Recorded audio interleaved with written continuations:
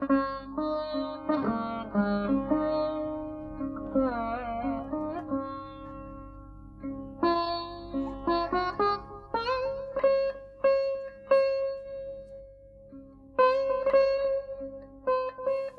नाम सरैया ते 5 मेरे बच्चे ने, 3 बेटे ते 2 बेटियां।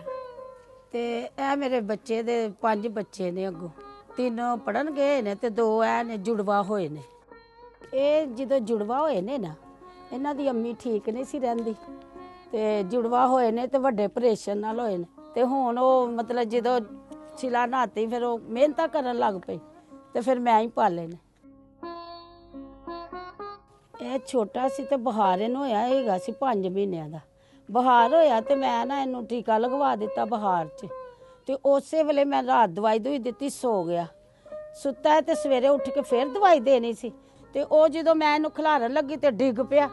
ਮੈਂ ਕਿਹਾ ਹੋਏ ਇਹ ਕੀ ਹੋਇਆ? ਇਹ ਮੇਰਾ ਬੇਟਾ ਕੋਲ ਸੀ, ਕਹਿੰਦਾ ਮਾਮਾ ਇਹ ਤੇ ਬੱਚੇ ਨੂੰ ਨਾ ਲੱਤਾਂ ਤੋਂ ਰਹਿ ਗਿਆ।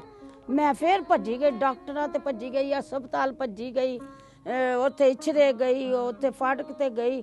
ਸਾਰੇ ਕਹਿੰਦੇ ਇਸੇ ਪੋਲੀਓ ਹੋ ਗਿਆ, ਨਹੀਂ ਠੀਕ ਹੋਏਗਾ। ਬਹੁਤ ਦੁੱਖ ਲੱਗਦਾ, ਰਾਤ ਦਿਨ ਰੋਂਦੀ ਸੀ ਮਾਂ, ਮੈਂ ਆਪ ਰੋਣੀ ਸੀ, ਬਹੁਤ ਰੋਣੀ ਹਾਲੇ ਵੀ ਕਿ ਬੱਚਾ ਨਾ ਇੰਝ ਹੋ ਸਕੇ, ਬੱਚਾ ਠੀਕ ਹੋ ਜਾਏ। ਦਵਾ ਦਾਰੂ ਕਰਨੀ ਆ ਬੜੀ ਮੁਸ਼ਕਿਲ, ਪਰੇਸ਼ਾਨੀ ਨਾਲ।